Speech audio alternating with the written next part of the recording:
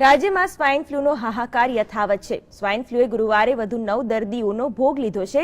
અમદાવાદ અને કચ્છમાં 2, વડોદરા, ગાંધીનગર અને પાટણમાં 1 દર્દીઓએ દમ તોડ્યો છે। રાજ્યમાં કુલ મૃત્યુઆંક 176 ઉપર પહોંચ્યો છે, જ્યારે કે 180 નવા કેસો નોંધાયા છે, જેમાં સૌથી વધુ અમદાવાદમાં 70, સુરતમાં 24, વડોદરામાં 16, બનાસકાંઠામાં 14 અને ગાંધીનગરમાં 10 નવા કેસો નોંધાયા છે। કુલ કેસોનો આંકડો 2371 ઉપર પહોંચ્યો છે, જેમાંથી 1010 દર્દીઓને સારવાર આપી દેવાઈ છે। આ ઉપરાંત સ્વાઇન ફ્લૂ માટે 108 ઉપર પણ હેલ્પલાઇન શરૂ કરવામાં આવી છે।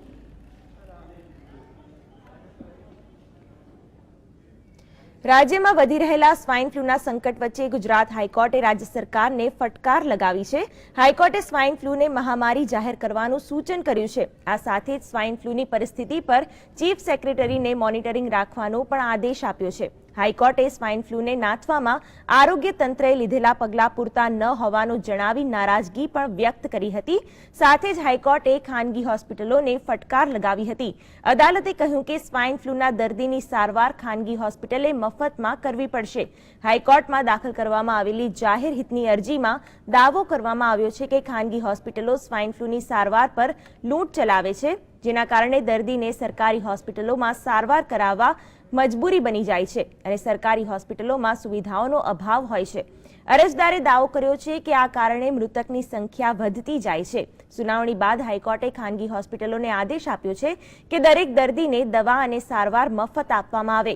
અદાલતે આ વિષયમાં એક રિપોર્ટ તૈયાર કરવા પણ જણાવ્યું છે। વધુમાં કોર્ટે કહ્યું છે કે જો કોઈ ખાનગી હોસ્પિટલ ઊણું વલણ દાખવશે તો તેને સીલ પણ કરી દેવામાં આવશે। જોકે કોર્ટે સાથે સાથે તેમ પણ કહ્યું છે કે હોસ્પિટલોને સીલ કરવાનો નિર્ણય સરકાર લે। કોર્ટે કેન્દ્ર અને રાજ્ય સરકારને આ મામલે નોટિસ મોકલી છે। બંને સરકારને 26 ફેબ્રુઆરીએ કોર્ટને પોતાની યોજના રજૂ કરવા જણાવાયું છે અને રિપોર્ટ આવે ત્યાં સુધી સ્વાઇન ફ્લૂ પર દેખરેખ રાખવા માટે રાજ્યના ચીફ સેક્રેટરીને આદેશ અપાયો છે। આ કેસમાં હવે પછીની સુનાવણી 26 ફેબ્રુઆરીના રોજ થશે।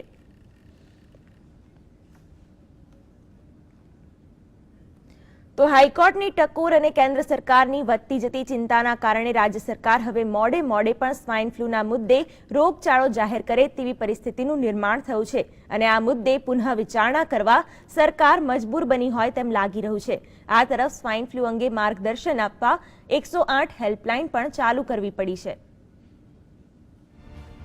ગુજરાતમાં સ્વાઇન ફ્લૂના વધી રહેલા કેસના પગલે કેન્દ્ર સરકારની ચિંતા પણ વધી ગઈ છે, જેના પગલે ગુજરાત સહિત દેશના સ્વાઇન ફ્લૂથી પ્રભાવિત 5 રાજ્યોની સ્થિતિની કેન્દ્રએ સમીક્ષા કરી હતી।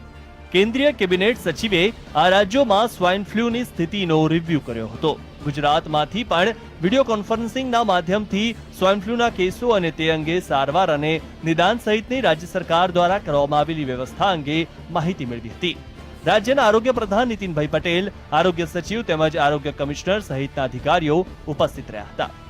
જે રાજ્યોમાં સ્વાઇન ફ્લૂનું પ્રમાણ વધારે છે, રાજ્યોના મુખ્ય સચિવશ્રીઓ જોડે બેઠક રાખવામાં આવી હતી। આ બેઠકમાં આ રાજ્યોમાં પ્રવર્તી પરિસ્થિતિનો, ઉપલબ્ધ સંસાધનોનો અને આવતા દિવસોમાં કયા પ્રકારના પગલાં લેવા તે બધા મુદ્દાઓની ચર્ચા કરવામાં આવી। સ્વાઇન ફ્લૂના વધી રહેલા કેસોએ રાજ્યમાં ભયનો માહોલ સર્જ્યો છે, ત્યારે આ ભયને દૂર કરવા પણ હવે રાજ્ય સરકારને પ્રયાસો કરવા પડી રહ્યા છે। એલોપેથીની સાથે સાથે આયુર્વેદિક અને હોમિયોપેથિકનો પણ સહારો લેવાઈ રહ્યો છે। સ્વાઇન ફ્લૂ અંગે ખોટો ભય ના ફેલાય અને યોગ્ય માર્ગદર્શન મળે તે માટે જુદી જુદી હેલ્પલાઇન પણ શરૂ કરવામાં આવી છે। આવી જ 108 હેલ્પલાઇન પણ શરૂ કરાઈ છે। રાજ્યમાં ઘણા લોકોના સ્વાઇન ફ્લૂના લગતા પ્રશ્નો કે એમના માહિતી જાણવાની ઉત્સુકતા હતી। એ સંદર્ભમાં અમદાવાદ, સુરત અને વડોદરામાં સ્થાનિક હેલ્પલાઇનો પણ ચાલુ કરવામાં આવી છે। એની સાથે સાથે 108ને પણ એક હેલ્પલાઇન તરીકે સમગ્ર રાજ્ય માટે ચાલુ કરવામાં આવી છે। મહત્વપૂર્ણ છે કે ગુરુવારે એક જ દિવસમાં સ્વાઇન ફ્લૂના 180 કેસ નોંધાયા હતા અને 9 મૃત્યુ થયા હતા। 1 જાન્યુઆરીથી અત્યાર સુધીમાં સ્વાઇન ફ્લૂના 2341 કેસ નોંધાઈ ચૂક્યા છે અને 176 મોત થયા છે।